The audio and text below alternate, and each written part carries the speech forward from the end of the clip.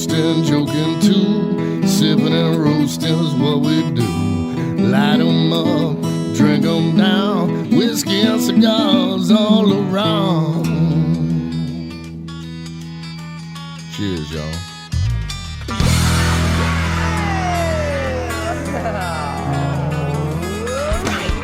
Well.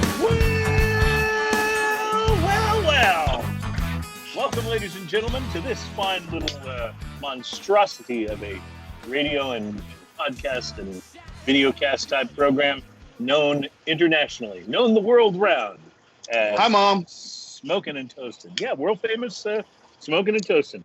Like I explained a while back on the show, once my mom knew the show exists, I felt comfortable saying we were world famous because she would be literally the last to know. So, welcome to the show, ladies and gentlemen. It is show number 185. The title of today's show is The Great Malt Liquor Taste Test. And so we'll be getting to that in just a few moments. But first, we are brought to you by B&B Butchers and Restaurant at 1814 Washington Ave in Houston, in the shops at Clear Fork and Fort Worth, by BB Italia on Memorial in Houston, BB Lemon on Washington Ave, and the Annie Cafe and Bar on Fosco in Houston.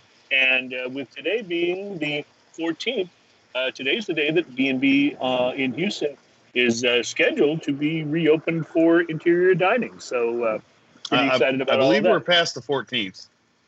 I just wanted to mention Bruce is on the chat, and he said it's the first time he's made it for a well in a long time. So nice to have you on, brother. Thank you for checking us out. Ian, lots going on in the world, but a lot of it has to do with how everyone from, tobacco growers and cigar factories are dealing with the virus to what it's doing to small distilleries, craft breweries. It is Craft Brew Week this week. And so as a result, we've decided to not taste craft brews at all. But we are going to be encouraging you to support your local craft brewery. Support the locals. Yes, it's really important. We'll talk a little bit about ways to do that. We have some drinking news for you today. And most importantly, I guess, we're going to do, I thought we had probably reached the floor, so to speak, when we did our light beer blind taste tests. Today's there's depths we can go way past that. Well, today's test won't be a blind one, but we will be tasting some malt liquors. And I feel like that the fact that I dropped off a box of beer at your place is not really truly appreciated. It really isn't, because I feel like you're disparaging this a little bit. If I could just explain this to anyone who's watching or listening to the show, last week, in the time of the virus, we've been doing the show via Skype. So Ian does it from his back porch. I'm on my balcony, and we've had a few guests on Skype as well. But generally, during this time, we've just been tasting something that we each had individually. Well, last week our guest was from the Dalmore, and he was. We wanted to talk about their Cigar Malt Reserve. So since it's a fairly expensive bottle, it was delicious, though. Yeah, I decided, I would go ahead and spring for it, and then I would pour some into a container, and Ian could come by my building and pick it up so that we could both be tasting the same spirit. So this week, Ian was in charge of getting the beers. I want to point out that not only did you leave the cigar malt in a container for me so I could swing by and pick it up, but your wife also left some dirty rice in there for me to enjoy, which was quite delicious. Wonderful. Yes. So I guess the point of this whole thing is I left you some very expensive cigar malt whiskey, and then this week you took care of gathering our beverages, and you left me malt liquor. Something seems off in this. However, I just want to point one thing out. Mm-hmm. You left me one whiskey. I left you 6 containers of malt liquor. Yeah, but that implies that's more. That implies that It's I a might lot be more. actually drinking some of it after the show is over, which is not likely to happen. Now, I'd also like to point out that one of the things we do regularly on the show, but it's not something we usually talk about, is that Ian and I will generally pour ourselves a beer, but right at the beginning of the show or before the show starts, before we start the official tasting, segments on the show. Not that they're all that official, but you know what I mean. But we pour us a beer just to kind of enjoy, get the palate going. Usually, it'll be something, maybe lighter. It's usually not something we're as excited about as the beer we'll be tasting later on in the show. But I'm here to tell you that today, for my show beer, I opened the St. Arnold Guten Tag, and I could say with great confidence, even though the tasting hasn't begun, this will be the best beer I have for the show today. Usually the show beer is not the best one, but today I guarantee that it will be. So show beer today, I went with the classic, the Shiner Bock, which is quite good. And then as my secondary show beer, because Shiner Bock is not 10%. I brought Dirty Bastard, which is also not 10%, but it's 8.5. That's my second when I finished my first show beer. All right, that's fair enough. What are you smoking there, Ian? This is an extra old rum barrel aged Nicaraguan Corojo Camacho. That's a lot, isn't it? Let me say that one more time. Extra old rum barrel aged Nicaraguan Corojo Camacho. It has the power band bunching process, a relentless quest to push the limits, and wild flavors. That's what the little footer band says right there. I don't know if I can get that in screen there. And look, I'm wearing a mask. Anyway, all right. And then it has this band as well. Yeah.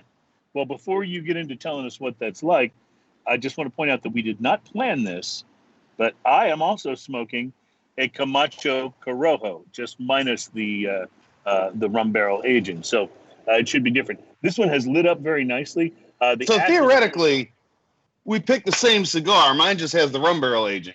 Mm-hmm. Mm-hmm. That's pretty hilarious, by the way. Yeah, it really is, and completely unplanned. So it'll be interesting to see. Now, I'm enjoying this one already. I lit it just before the show started. It's not the most even burn in the world, but it's not bad. I've got a little bit of wind up here, at least periodically. And so I'm going ahead and flaking off this ash so I don't... Before you wear it? Yeah, so I don't get it all over everything. So I don't know how long the ash would have lasted, but a nice sort of earthiness, some nutty flavors to begin with, and a little bit of that sort of Nicaraguan tobacco taste coming through in the first half inch here or so.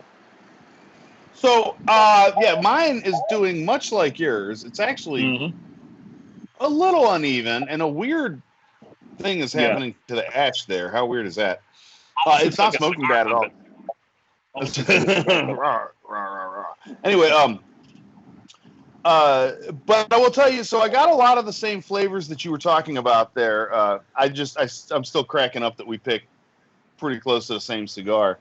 I'm getting a lot of the same flavors that you're starting off there, but I also get a really strong, very oaky kind of astringency. Like when you taste a whiskey that has a very oak back on it, and it leaves that kind of that wood kind of astringency in the back of the palate that's really nice. That has this quite a bit. I also get a little, I know it's a cigar, so this might be a weird thing to say, a little smokiness, almost like maybe the barrel char came through a little bit.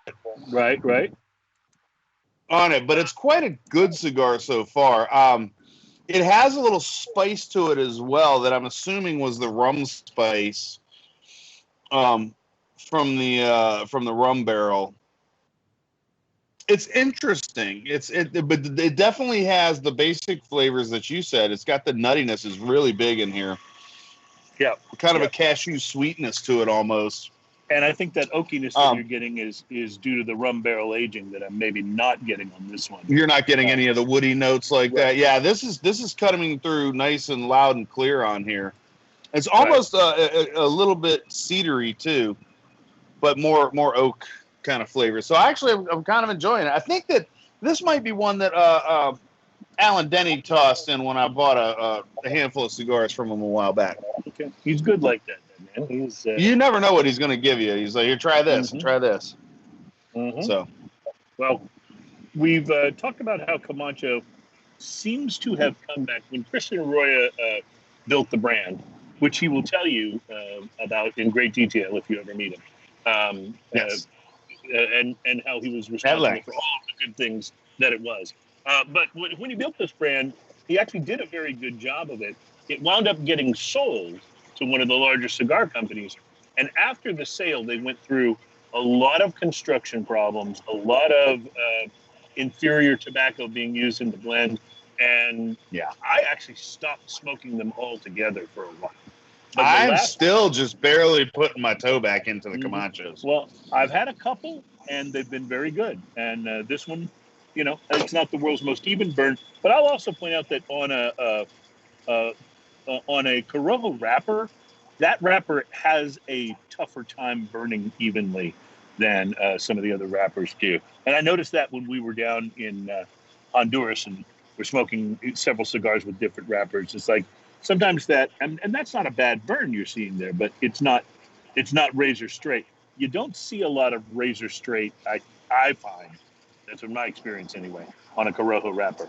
But it is a very tasty wrapper. So it adds Corojo wrappers are way, way better than mumble wrappers, by the way. Yes. Yes, they definitely are. Way more enjoyable. But then again, banana peel wrappers are generally better than mumble wrappers. So I would just, you know, there are things, you know, I consider myself to be very open-minded musically, but there have emerged a few subgenres of music that make me feel old and like I just don't understand. And I'm like, this is how they were when rock and roll came around. They were like, I don't get it. It's just a bunch of noise. And it officially makes me feel old. But I will say, yeah, I don't get the mumble rap thing. Yeah. Anyway, today is show number 185, Ian. So 185. Holy cow. Yeah, 185. And by the way, we're halfway to 200. You realize that, right? We are. And no one has stepped in to stop us. No one. So I believe what we have now is called momentum. We have momentum, and it's hard to stop us. Is that what we have? Is that what you call it? It's difficult, yes. Yeah, okay. Because we will just persevere. So I want to mention that it's American Craft Beer Week through the end of this week. It's an annual nationwide celebration of small and independent craft breweries. And this year's American Craft Beer Week, because of the struggles that a lot of craft breweries are having, you know, during the virus and lockdowns and all of what that means in terms of how it impacts sales and people's ability to go to the breweries and go to the tap rooms and go to the bars where they're on tap. So while a lot of the larger brands are doing just fine because people are buying lots of alcohol, craft beer is really struggling. There's been a lot of articles that I've looked at over the past month that say they don't expect a lot of craft breweries. I've seen numbers as high as 65% that may not make it through this time. So that makes it, and we're talking about just financial.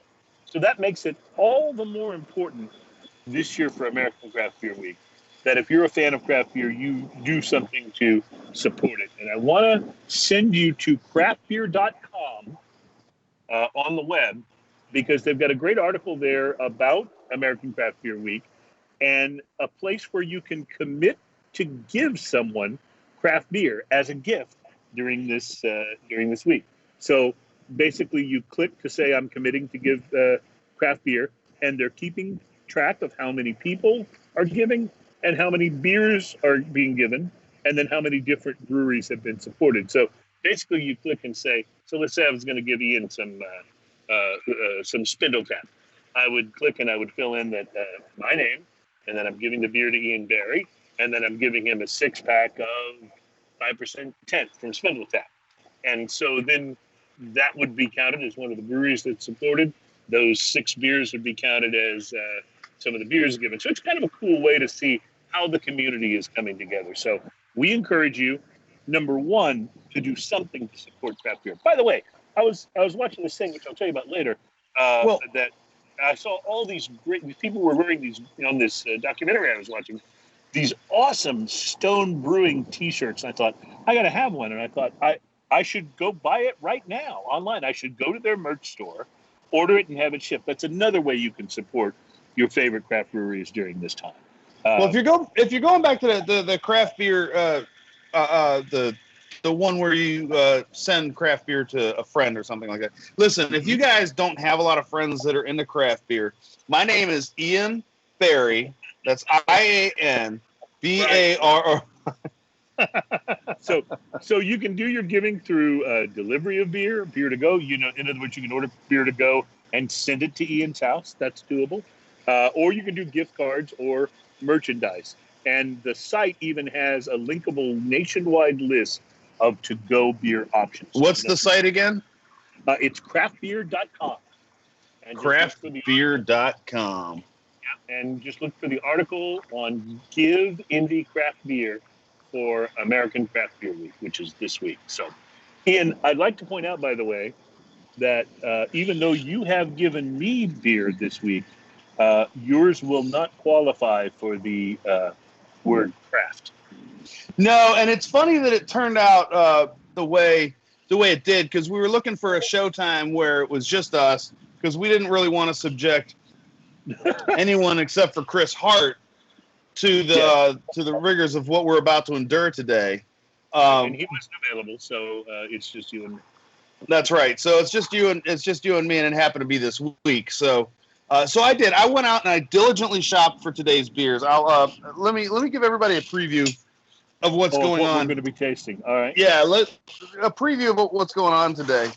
So for those of you who aren't sure what's happening, this is our malt liquor taste test today. That would include me, by the way. I am not sure what's happening. So I don't know what's going on anymore. So I went and diligently shopped and price compared and bought what I thought was the best deal in craft malt liquor. That doesn't mean anything. I'm making stuff up right now. We have the classic. Yeah, Mickey's. you know that one. This is the Big Mouth bottle. I could have gotten 40s, but the Big Mouth grenade is so classic. I just felt like this is what I had to do. So Mickey's Big Mouth. Yep. One of my favorites here is, and not because I drink the beer, but because of the packaging, the Steel Reserve. Okay, it's slow brewed for exceptionally smooth flavor. But it has this beautiful thing here. This is blue, which means your beer is cold. When it's cold, that means your beer is cold, and that is what I like to refer to as the early warning system. Mm-hmm. Like when that isn't blue anymore, this, much like any beer that has the cold activated system on the packaging, I believe is not going to be good. It's going to be very, very bad. Are you telling me that the cold activated cans may not be proprietary to Coors? This might be sold by Coors. I don't know. Oh. Well, it's a product of the Steel Brewing Company in Milwaukee, Wisconsin. Okay, so it could then be Miller Coors. It could be. We don't know that for sure. Let me stress that. Now, this is a funny one, too, okay? Because I bought this. The Oldie 800 has the same exact early warning system on it. And that, to me, is hilarious. And it is bottled by the Old English 800 Brewing Company. Guess where? In Milwaukee, Wisconsin. Yeah, yes. I'm seeing a pattern emerge here. Yeah. And then we got you can't have a malt liquor taste test and not include Schlitz malt liquor.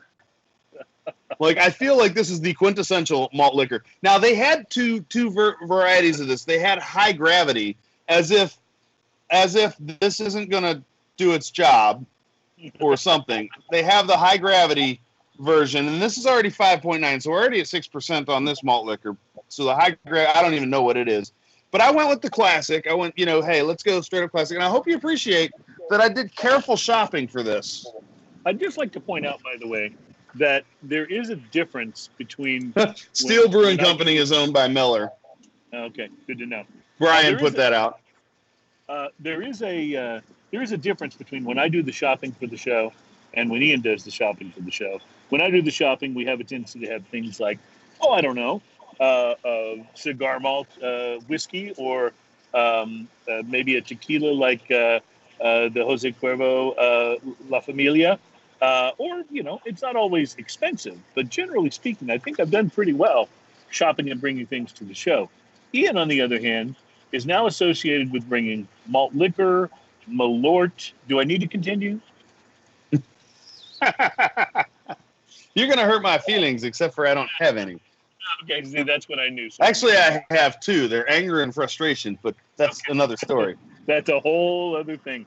Well, Ian, why don't we begin with the taste testing here? We're 20 minutes into the show. Let's we can. I want to take just a moment to talk about this cigar, which is burning rather fast. Wow, but faster than mine. Look. Actually, the burn has evened out on it, and it's pretty good, actually. This is a pretty delicious cigar. The Corojo flavors are cutting through. There's that nuttiness. There's some spice to it. The rum flavors, which were a little stronger, the rum spice, which was a little stronger at the beginning. But that oak, the oak from the barrel, I'm assuming, is really cutting through, and I'm really enjoying that about this cigar. And then there's this cashew nutty sweetness behind that oak that really offers an interesting aftertaste to it. And it goes outstandingly well with beer. I'm getting the cashew nuttiness that you talked about on my non-rum barrel infused Camacho Corojo. And it's really quite good, but mine is burning much slower than yours. You've got a really fast burn going on there. That's interesting. I want to say... Yeah, and I usually smoke a little slower than you. Mm-hmm. I want to say this is a $9 stick in that general vicinity. Do you remember what yours was, Ian? Probably about the same. Probably $9, $10. Okay. Well, that should be interesting. And, of course, you mentioned it goes good with beer. But how will it go with the bull? With the classic malt liquor. Which one are we trying first? I'm leaving this up to you. You're driving this. I'd like to start just because I have a very small cooler. And since I'm out here, on the deck, I like to bring the cooler out. So I'd actually like to start with the Steel Reserve because it's the only one that I have the large bottle on. And mine, as you can see, by the way, there, Ian, appears to be ready because the... Mine appears to, yes, it appears to be in its premium drinking potential, as notated by the fact that this is blue and it should be cold. Right. I wonder if I put a finger on it, if it'll... I don't know. But so I put my finger... Oh, there's one on each side of this thing. Yes. Like, they spared no expense. You can see this from either side. Look. Yeah. Well, I wanted to get to this one because it's a little more difficult for me to keep it cold in the small cooler that I have. And God knows I don't want to try this when it's not ice cold. So did you bring a beer tulip so that you can really appreciate the flavors? Funny you should mention it. That is so. I just brought my classic little mug. Funny you should mention it. I brought the appropriate glassware to really be able to enjoy the flavors of. And I will also mention that it's been a very long time since I've twisted a plastic top to open a beer. I want to point out that when that smell hits your nose, you're going to know you're in for something. Wow. Oh, yeah, look at that. Baby. Look at that. Baby. That is carbonated and carbonated. I will pour mine delicately into the glass. Or should I do a Chris Hart style hard pour? Hard pour? I don't know. I did a little harder pour. Yeah, I got a good little head of foam there. All right, Ian. I have to tell you. So when I cracked the seal on it, when I cracked it, I got this whiff of almost like a stale beer kind of smell going on. Gee, I wonder why. Brandon Haas says we're brave. Yeah. Thank you, Brandon, for recognizing this. Interestingly enough, when I stick my nose in it doesn't smell all that. There's a weirdness on the end of it, but it's not that strong of a smell. No, I will say just on the nose, it doesn't smell really that much different from a macro brew. You know, it smells like A little. it smells like a slightly spicy lemon. Yeah, I get a little lemoniness to this, actually. I can't believe we're describing the lemony flavor of a malt liquor, but wow. Well, I will say, Ian, this one is not as bad as I was expecting. Does that make sense? Yeah, it's not the worst thing I've tasted. Mm-hmm. Right. I don't know if this is one of those flavors that as you drink it more and more, it gets more cloying and annoying. I would guess because most beers are actually the opposite. Like if you have a Budweiser, for example, and you're a craft beer drinker and Bud's not necessarily to your palate, Budweiser will actually get a little better as it goes along in the flavor category. This, I'm not so sure. Are you refilling your glass? Well, I only poured a small amount in the first place. But here's what's happening. Every sip I take, it gets sweeter. It tastes more and more like like that lemon Ajax dishwashing soap. Mm-hmm. So I'm guessing you like it because I remember in the light beer taste test there was one that had a sort of a lemon pledge flavor. That was lime. Bud Light lime, yeah. Or as I like yes, to say, but no one ever guessed it was lime. We all thought it was lemon. I don't know. It's weird. There's a sweetness that's happening to this that, yeah, it's kind of like doing weird things to my tongue. Like I should have brought a razor so I could shave it after each one of these. In terms of its compatibility with the cigar, it's a pretty simple explanation. No. Yeah, no. The cigar pretty much. My cigar is pretty much burying it. Yeah. I'm hoping my cigar will bury it. That's what I'm going for. I did bring a handy dandy big cup so I could do this dump. Okay, well, then you're smarter than me because I did not bring that. But that's a lot. To you have to drink yours. Yeah, well, I mean, I know you're going to stay after the show and finish that. Mm-hmm. Don't feel bad for me though because I do have more fine beerware. Yeah, I love that you brought the fine beerware. Fine beerware. Yeah, the cloying sweetness. It's almost a perfumey sweetness that's kind of stuck in my palate right now. It's really awkward. I'm gonna try and. I think the best and most descriptive thing you've said is stuck in your palate. Yeah, it's like it makes my Shiner taste like a fizzy barley water. I was gonna say I just went back to the St. Arnold Guten Tag that I poured, and it doesn't taste Bavarian anymore, which is not a real good thing to say about what it does. So, I think we should just soldier through to the next one. Ian, what do you think? You want to go straight into it? Yeah. Let's All do right. it. Well, let's do this because since we're talking about 40 ounces, now you'll notice that you have actually a can of Oldie 800. I do. Old English. Because again, I was a conscious shopper, and I saw that you could buy the cans as a single in the little frozen or little ice bin at the store that they had. But I realized something about mine. So this also has the cold activated thing, and this is of course from the Oldie 800 Brewing Company in Milwaukee, Wisconsin, which I highly suspect. Whoa, pardon me. Oh, highly suspect. Oh. Was that as bad as it sounded? Oh God! Because it sounded like it was... it's like that was lemony Ajax terribleness. My wife asked me, by the way, when I was explaining to her what we were going to do on the show today. She said, "Is it because you think it'll be funny?" I said, "Well, I'm sure it will be humorous, but like we always try to say when we're tasting other things." We taste these things so you don't have to. Yes. Today that's really true. Yes, yes. So I actually bought a couple cans straight out of the thing, and then I realized that I can't keep a can that size cold. But if I buy the 40 ounce, I have a koozie for that.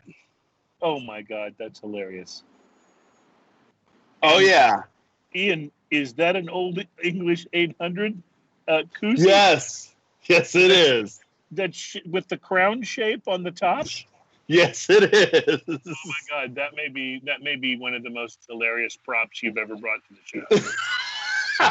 There is a koozie on my oldie 800 that says, in fact, oldie 800, and it's shaped like a crown on top. So I wanted to make sure that you out there as a consumer knew that this is something that is available to keep your 40 ounce blue, so that you can peel this back and say, oh, it's still cold.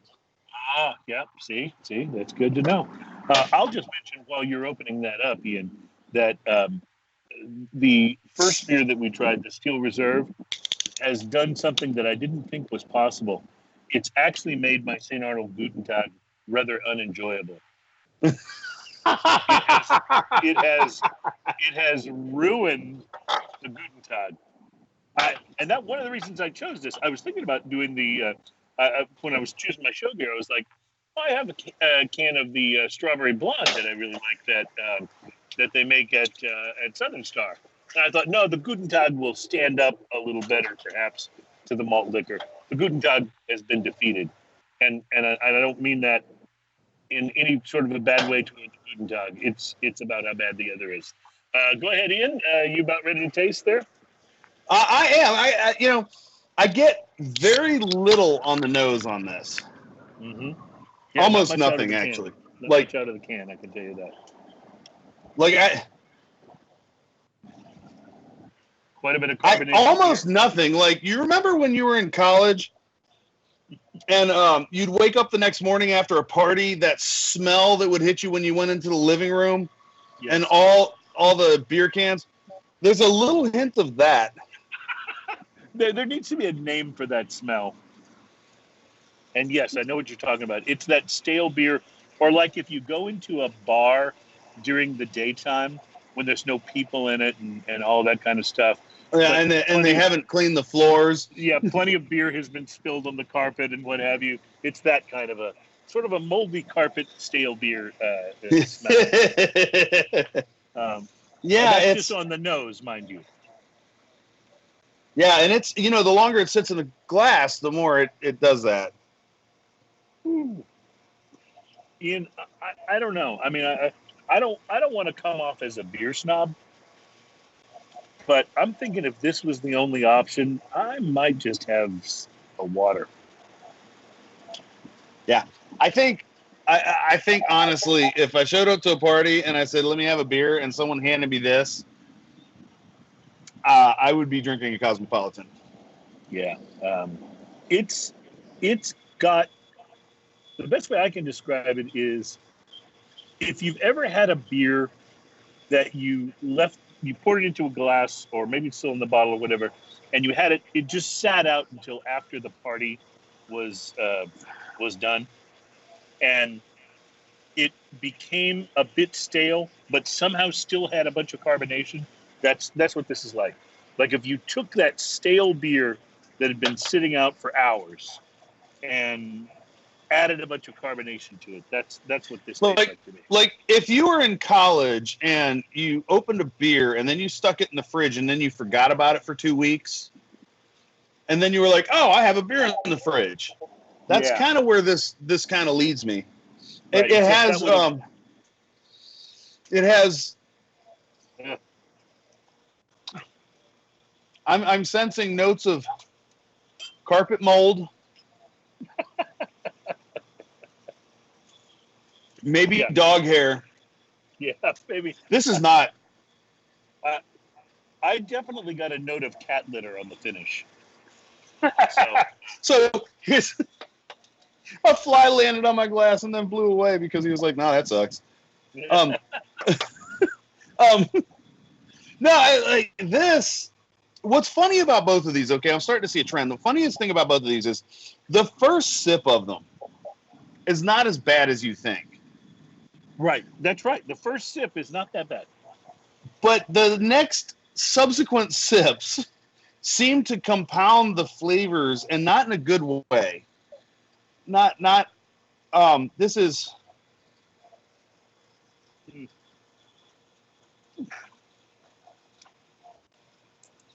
Yeah, this has a distinctive stale beer, slate carpet mold,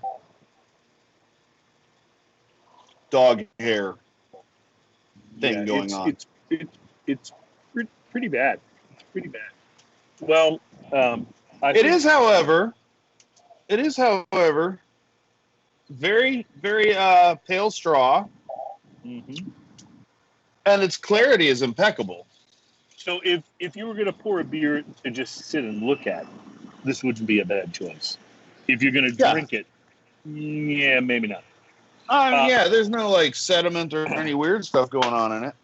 Well, I know we've only done 2 of our 4 so far, but I will say the Steel Reserve is less awful than the Old English. And that's my take on the first 2. Lemon Ajax is better than carpet mold, is what you're saying. Yes. I prefer Lemon Ajax because sometimes you might want Lemon Ajax in your home. You never want. They make me belch, and the belch tastes terrible. Well, and I just want to say the Guten Tag has not improved, and this is a wonderful, well brewed, well nuanced, flavorful beer, and these have just killed it. My apologies to Brock and the crew at St. Arnold for ruining a good glass of your Guten Tag, which is a wonderful beer. Yeah, this is a crime against all beer manity. Here's a thought that I'm having. I might have to go inside and get my bottle of Malort to get the taste of these out of my mouth. You know, I would almost tell you at this point, Ian, I might welcome Malort. And that's really, this is just awful. Okay, so how, the question, we'll ask this at the end of the show. How bad would you have to want a beer to go there? Can you imagine what this tastes like warm? Oh, God, no. That's why I was saying, that's why I wanted to do the Steel Reserve first, because I was afraid I wouldn't be able to keep it cold in my little cooler because of how tall it was. If you're watching this, stay tuned, because I have a surprise at the end of this, because I'm pouring all my extra beer into 1 cup here. Mm-hmm. And I'm going to do, at the end of this, I'm going to do a Matt Damon of all this. Oh, dude, you are way braver than I am. I'm going to try it. I'm going to see what all the malt liquors blended come out to be. Yeah, thank God we're not doing smell-o-vision. That's all I have to say. Thank God.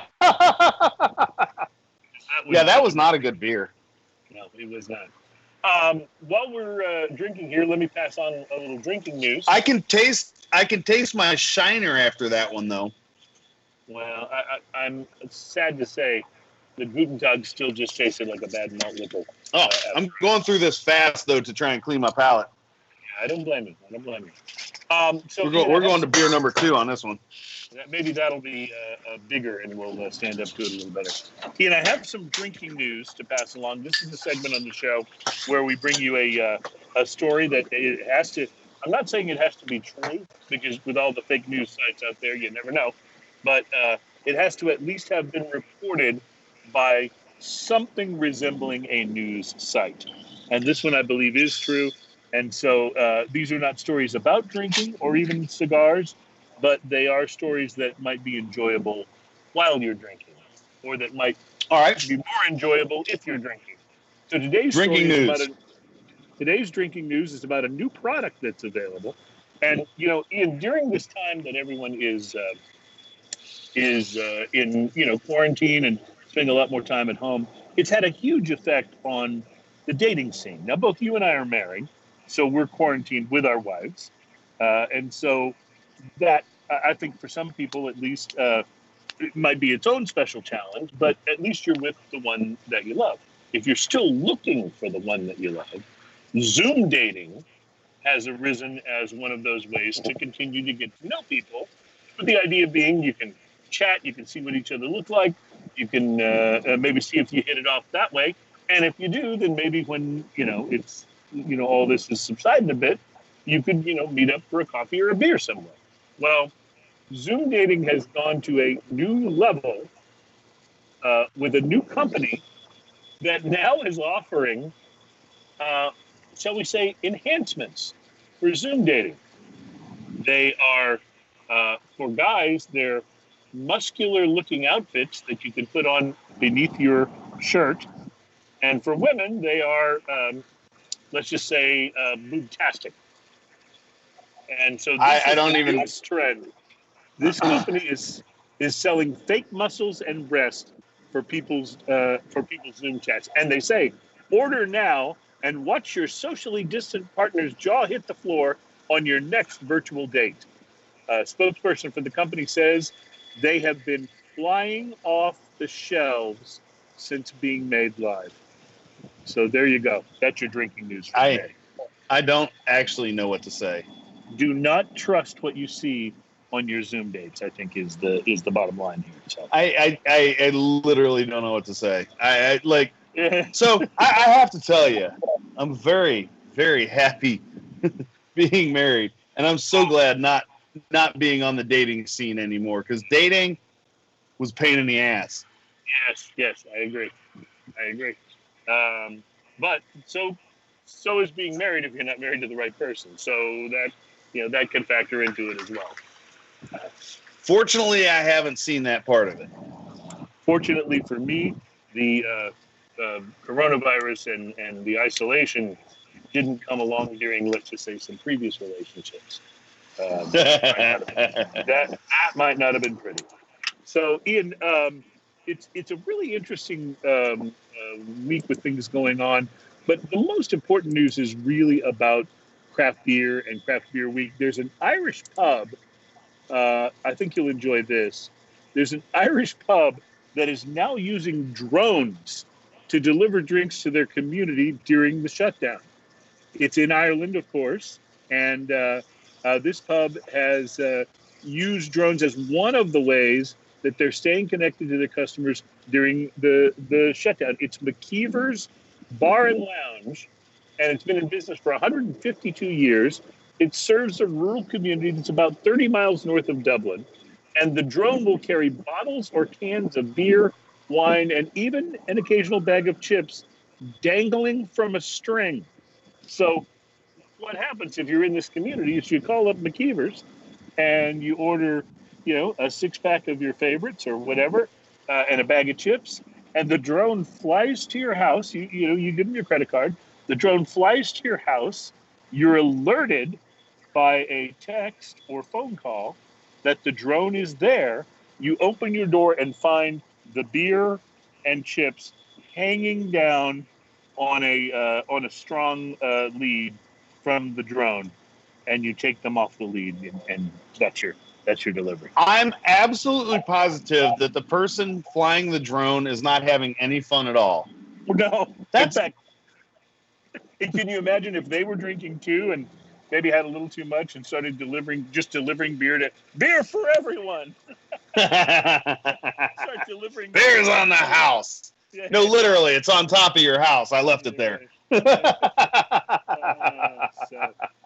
There's another brewery in Germany that has given away a whole bunch of their beer because it couldn't be sold during the coronavirus. So they gave it away. It's really interesting, all of the things that are happening on this thing. I will say, though, one of the only things that impairs the drone delivery ability is the wind. In fact, they've said several times they've had bottles of wine or deliveries of beer that were scheduled to go, but they couldn't because of the wind. So it's not a perfect system, but hey, you got to give humanity and beer lovers in general some credit for being creative. So, Ian, I just want you to know I have a really horrible taste in my mouth right now, and I'm pretty much feeling that you're responsible for this. Yeah. All right. You're welcome. I think. Should we move on?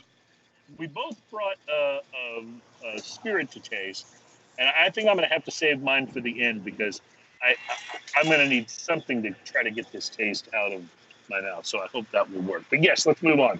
When we're done with this show, I'm actually going to shave my tongue. I think that's about the only thing. That's about the only thing I think you could do. I'm not sure you could brush your teeth enough times to. What's next? Are we going Schlitz malt liquor or are we going Mickey's? Let's go with the Mickey's Big Mouth. This is now the grenade. Yeah, the last two of these may be the two better known things, although people have certainly heard of Old English, but most people I think have at least heard of Mickey's Big Mouth, probably had some at a party at some point. And of course, everybody knows of Schlitz, even if it's just from their advertising back in the 70s and 80s. So, Do you remember Saturday Night Live did a spoof commercial for a beer, and it had, I'm trying to remember who the actor was on it, but it was hilarious, and it was called Cold Cock Malt Liquor. I do remember that, yeah. Well, I don't know if you remember the Schlitz Malt Liquor, and there's a bull on the can, and we'll get to that, I guess, last.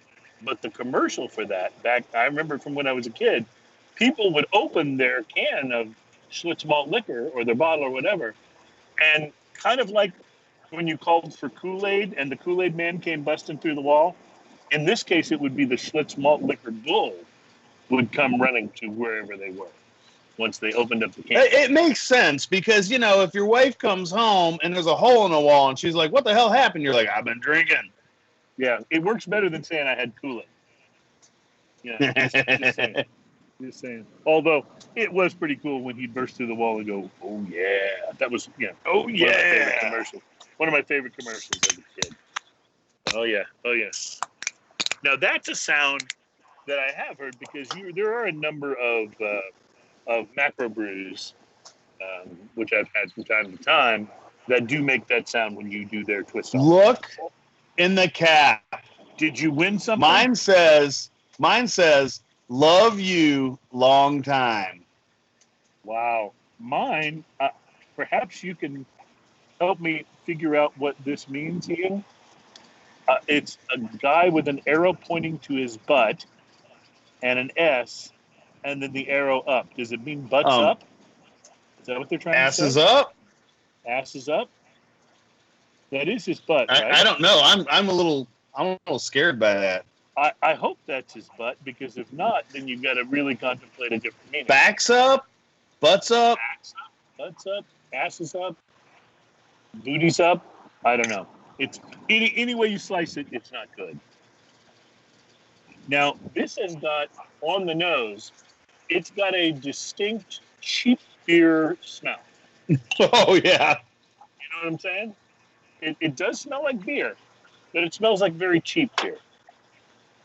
What is a bottle of a Big Mouth bottle? What does that cost? You got these in a 6-pack, right? What did the 6er cost? Yeah, it was like $5.50 or something for a 6-pack. So here's the thing, and I guess the appeal of the malt liquor must be that it's got a higher ABV than most macro brews, because the pricing, it's not like it's really all that cheap compared to.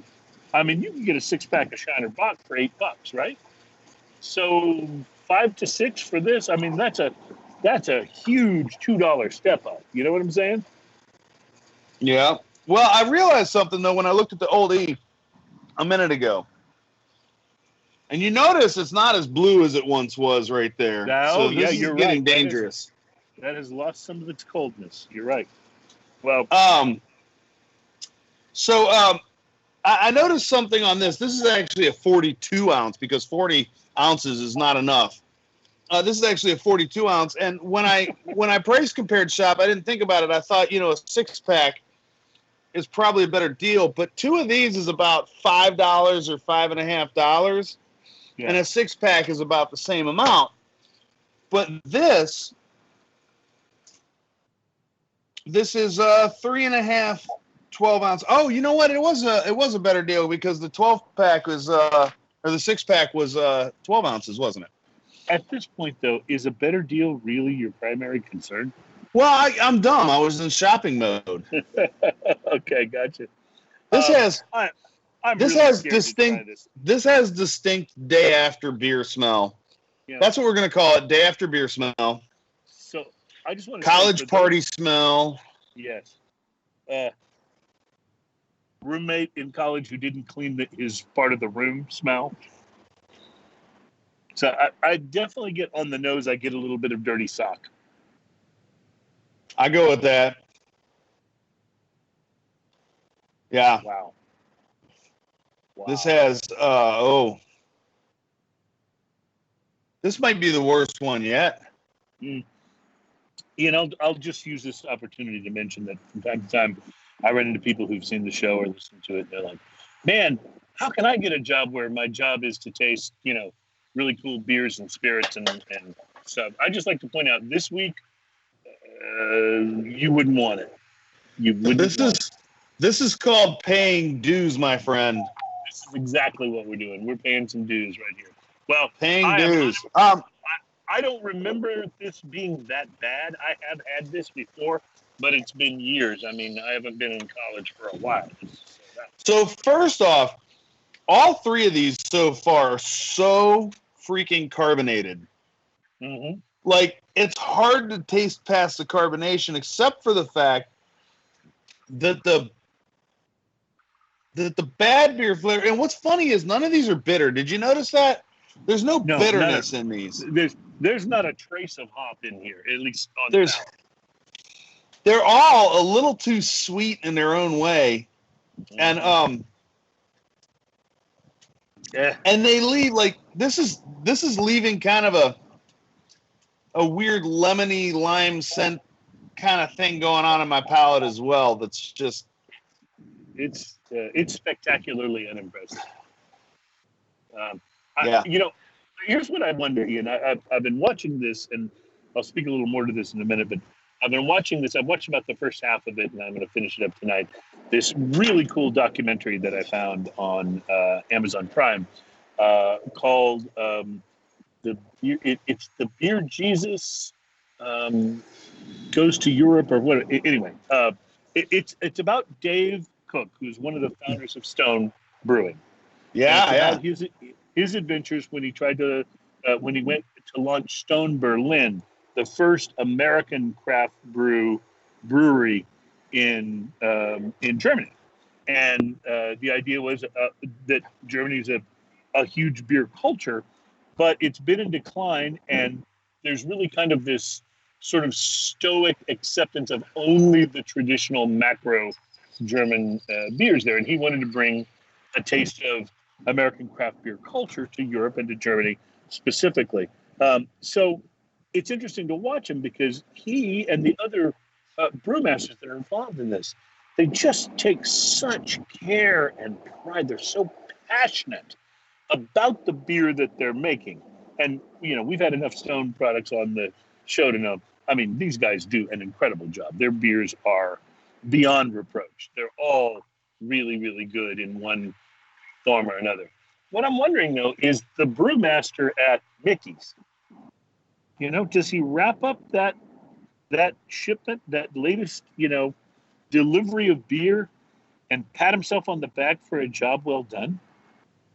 You know, like, do they have any of the same pride? So the question is this: if you're a master, or if you're the brewmeister at, say, Miller Lite or Miller Genuine, okay? Yeah. And let's say, for instance, you get in trouble at work or you mess something up real bad. Do you get knocked down to making this? Yeah, I think that's right. Is this what you end up doing? I think that must be right. Because at least with those brews, you know, as we talked about this last week, what they're going for is consistency. So they find the flavor they want, and then the idea is to make it as consistent as possible. Well, so we talked about that last week. You watched a show about that, like the Budweiser competition to make the Budweiser the most Budweiser that you can make. Right. Not about creativity, not about anything other than follow these directions. But I think you may be right. I think you may be right. If you score low enough in that competition, they may send you down the hall, and you're now the brewmaster of this.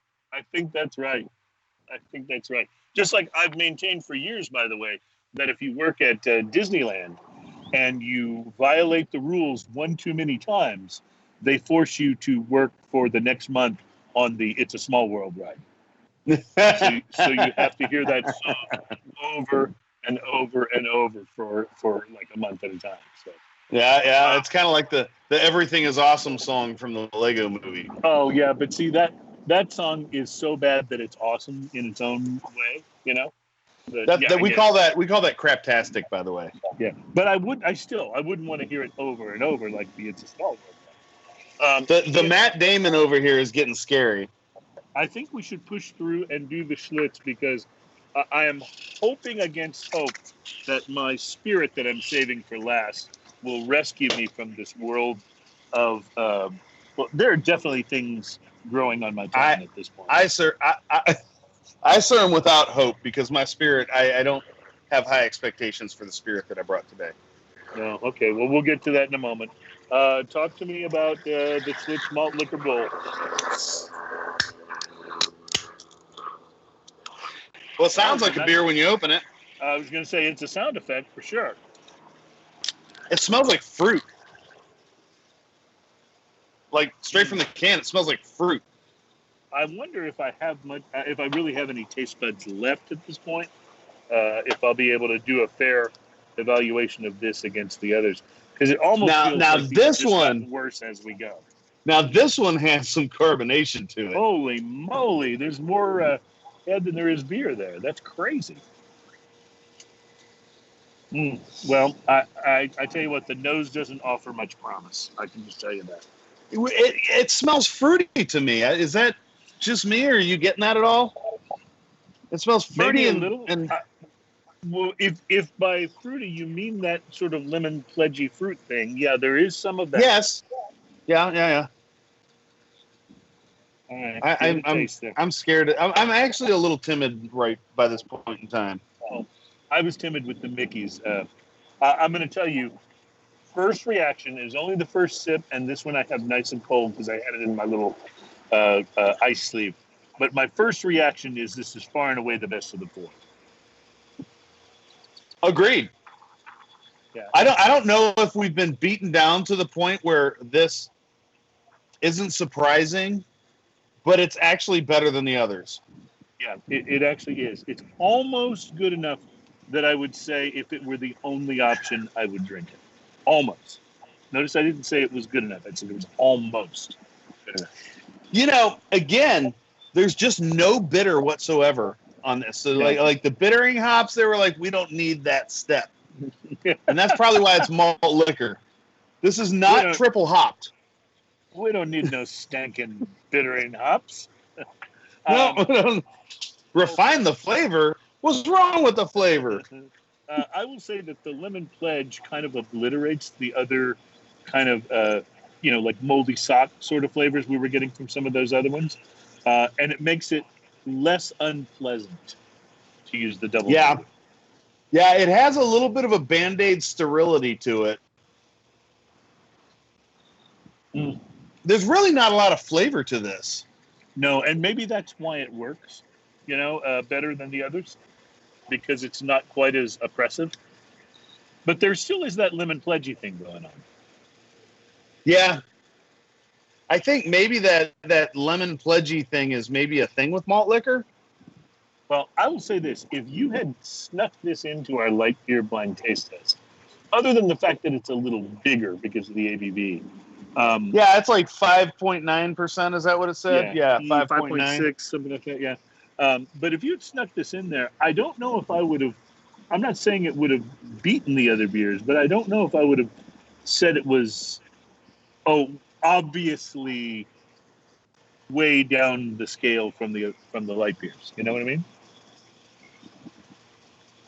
I'm gonna go out on a limb and say this is probably the most drinkable out of the bunch. I would agree with that.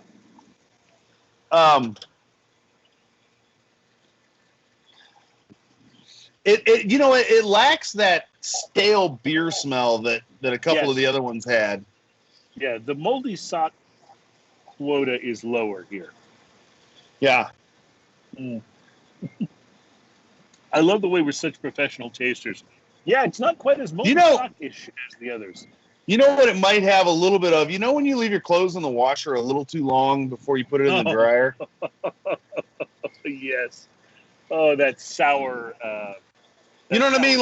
Like when you grab a towel and you're ready to towel off and you got the towel over your face, you're like, I didn't get this one in the dryer quite as fast as I should. It has a little bit of that going on. Yeah. I have a feeling that today might be the first day that we cannot claim with any truth that Smoking and Toasting positively impacts sales. Well, yeah, no, not so Think much. think of it more as a klaxon, a warning of sorts. To those, who might be tempted to interfere. I have to say though, if you're stuck in a situation where malt liquor is the only thing available, then the Schlitz is what you go for, because the other ones are real bad. So if it's the zombie apocalypse and all of the real beer is unavailable and gone, but there's malt liquor there, go for the Schlitz. That makes it number one out of the four for me. I would say, Ian, the Schlitz would be my number one. The Steel Reserve would be my number two. And I'm talking about with, number one being the least awful. Followed by probably Mickey's, and last, the Old English. But the last two are almost interchangeable. The Mickey's and the Old English are a little bit of a toss-up. I'm exactly with you on that. The Mickey's and Old English are a little toss-up, though. All right. Are you going to Matt Damon before you do your spirit? Now, for those of you who don't know what the Matt Damon is, the Matt Damon is a classic drink that you get at a bar. At the end of the night, the little bar mats where they set the drinks and everything, and they mix the drinks, and everything gets spilled into this little bar mat. And then they pick it up and they pour it into a cup. And so you never know what you're going to get. That's the Matt Damon, because it's from the beer mat. So that's what I'm calling this. And this is the blend of 4 distinctive and distinguished malt liquors. And we're going to try this now. And it's foamy. Like, I don't know if I can show you in the glass, but it's foamy. At this point, I'll just say it smells so bad. This segment proves beyond any doubt that Ian is braver than I. It smells so bad because it's been sitting here getting warm outside. What is it, like 85, 90 degrees outside? Ian, I can't imagine drinking any of these warm, much less an alchemistic nightmare of the 4 of them mixed together and warm. I have this response to this. When you're feeling nauseous and you get that mouth-watery, like, that's the response I have when I smell this. These are products that people sell. And by the way, sell successfully enough that they stay on the market. Oh, it's been on the market longer than many things that we drink regularly. Most things that we drink, other than maybe some of the scotch.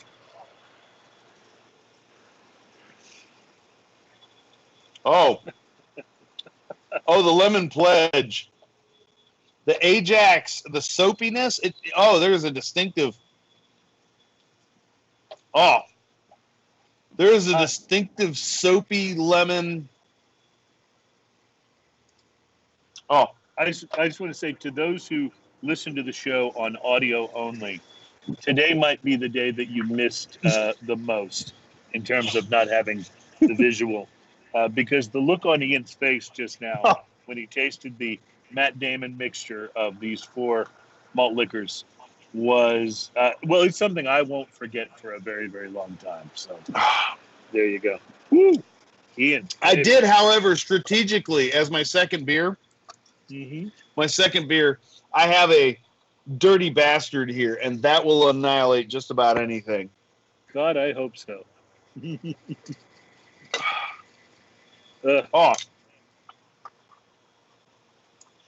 It does make it taste a little bit off. Yeah. I'm going to drink a little more. Like I said, it destroyed the Guten Tag, and Guten Tag is a fantastic beer. So, as we wrap up here, Ian, I will admit to being a little worried because I brought a tequila that just looks like it's going to be awesome, and I'm hoping the fact that it is in fact tequila will cut through this. I'm going to let you talk about your tequila, and then I'm going to tell the story of my tequila. All right. Well, this is something that I discovered this week. I don't necessarily know that it's new, but it's certainly new to the place where I shop because I've never seen it there before. This is the Tequila Rayon, and it's an extra onion.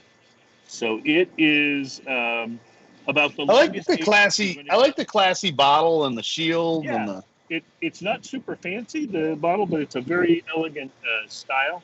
I did notice when I was opening this earlier, I noticed that I was trying to pull the cork out, and the reason I was unsuccessful is because it's actually a screw-off top made to look like a cork. So that is a modern tequila, sir.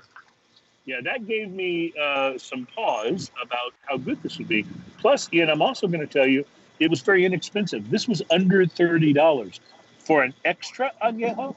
That's a great price because some of my just favorite añejos, not extra, but añejo, like the Skelly, for example, it's closer to 50, 55.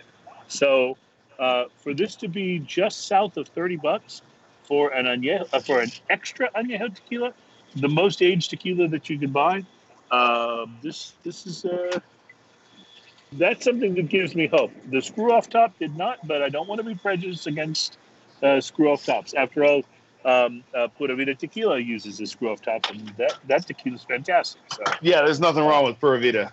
Oh, I have never been so happy to smell agave in my life, and I've been pretty happy to smell agave many previous times, but wondering if this will work its magic and take that take that malt liquor taste out of my mouth here.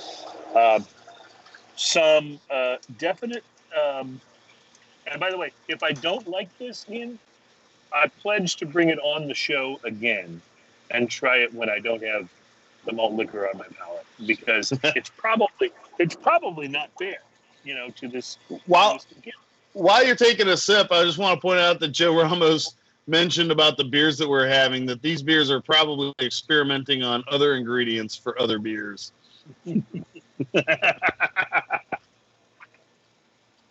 Wow. Okay, so two things. Number one, hallelujah, because I now have the taste of tequila on my palate instead of the taste of... Did the tequila do it for you? It actually did, and I was really worried that it wouldn't. But now I'm tasting agave and lots of woodiness, lots of maple, a little bit of cinnamon. Ian, maybe it's because of how much higher up the food chain this is from the malt liquor, but this is delicious. And I think you're about to be arrested for the fact that you were just drinking malt liquor and now you're drinking a decent tequila. So you heard the sirens in the background, I think. Yes. Well, I can tell you, I will admit I may not be able to be completely objective at this point, but this is delicious. Very full and robust. A nice heat that comes back a few moments after the tequila hug, if you will, but so smooth that it's very easy to drink. This is what you would want an extra añejo to taste like. So, bravo. This is good. Salud. You're doing a tequila as well today, aren't you? I'm starting to think that you might be smarter than me in some ways. Because, well, I thought to myself, it's funny to do the malt liquor. And I figured while we're doing this, so years ago, a few years back, my little brother was over at my house, and out of a joke, I bought a beer called Big Flats 1901. And this was a beer that was made for Walgreens and sold for about $3 per six-pack. Oh, man. And I thought, this is going to be a bad beer. But the packaging was actually kind of nice. It looked presentable and everything else. They kind of made it look old-timey. And it says Big Flats 1901 with a little trademark after it. So that's the actual name of the beer, not when the Big Flats brewery was, discovered or it created or whatever. And not when that particular can was brewed? Yeah. So what we did is I talked it all up. I said, hey, there's this great new beer. I just got it, blah, blah, blah. And then I proceeded to take a few sips of it while he took a few sips of his. And I proceeded to try and keep a very straight face and talk about how good the beer was, and it was awful. So he decided to get me back, and he brought me a gift. And this is, he's got a long memory on these things and quite the grudge. So he brought me this bottle of tequila. I say bottle. It's actually a giant flask. Oh, man. I do love the This flask. tequila comes in a flask. And it's called Casa Maestri tequila.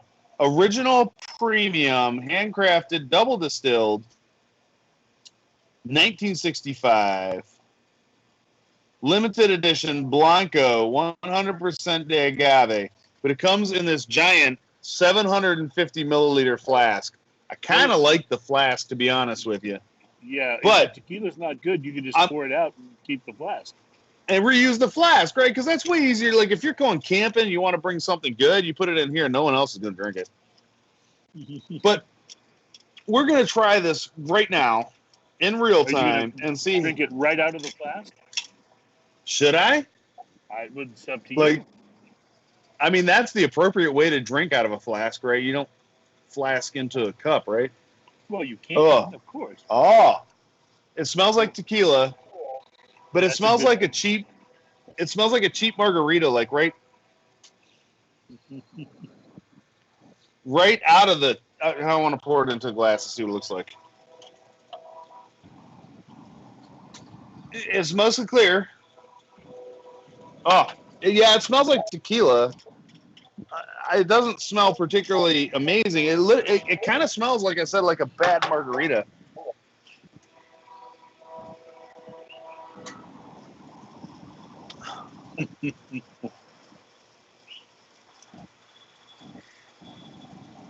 This tequila.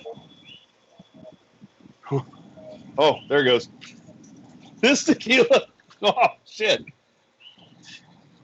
This tequila is peppery. Yeah.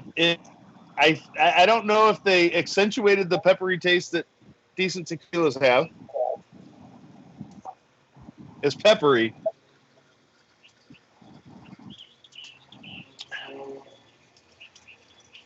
This is actually, I'm super surprised at this. It's not terrible. Well, when you say peppery, it always reminds me of the Hornitos Añejo. Hornitos is a relatively inexpensive tequila brand, but not like a bottom shelf.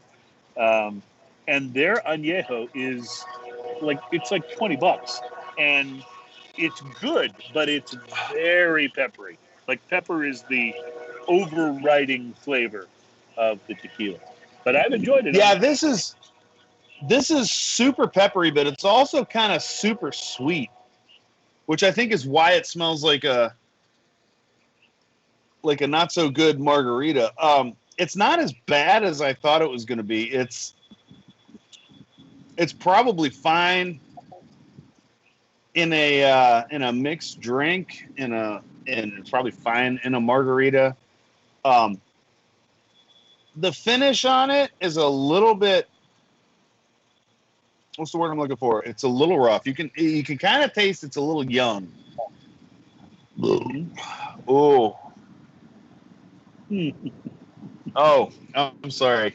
That was that Matt Damon coming back to get me. Yeah, so you can kind of taste that this is a little young. Oh, and the heat keeps coming back. Like, the heat is there. The heat is on. What's that song? Yeah. Hold on just a second, Ian. I wanted to turn the smell off on my Skype. See if I can find that button here somewhere. Oh, there it is. Okay. Oh, good. All right. I'm sorry. The heat is on. Glenn Fry, yes.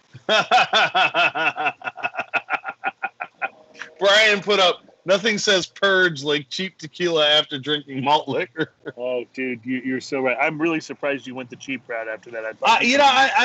I'm trying to decide if my taste buds are just brutalized from the malt liquor. I have a feeling, with that in mind, that my tequila, this extra añejo tequila rayon, I have a feeling that if I tried this again on another show, I'd be raving about it.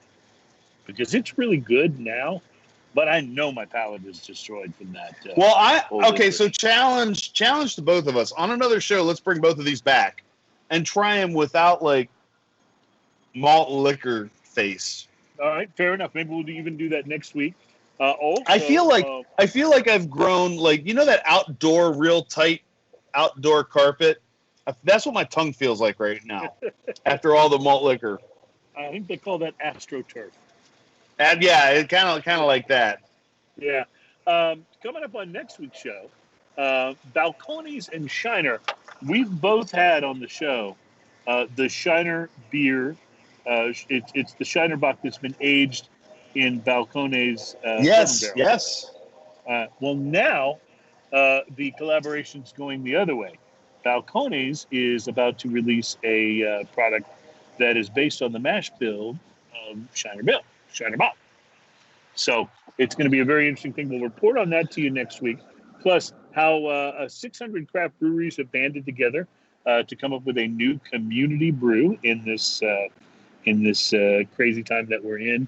And on next week's show, what styles and flavors in craft beer are the most popular, and in what order, and what do drinkers really like? Is it all about hoppy IPAs? Is it imperial stouts and barley wines and porters? Is it lagers? What craft beer lovers who identify themselves as such?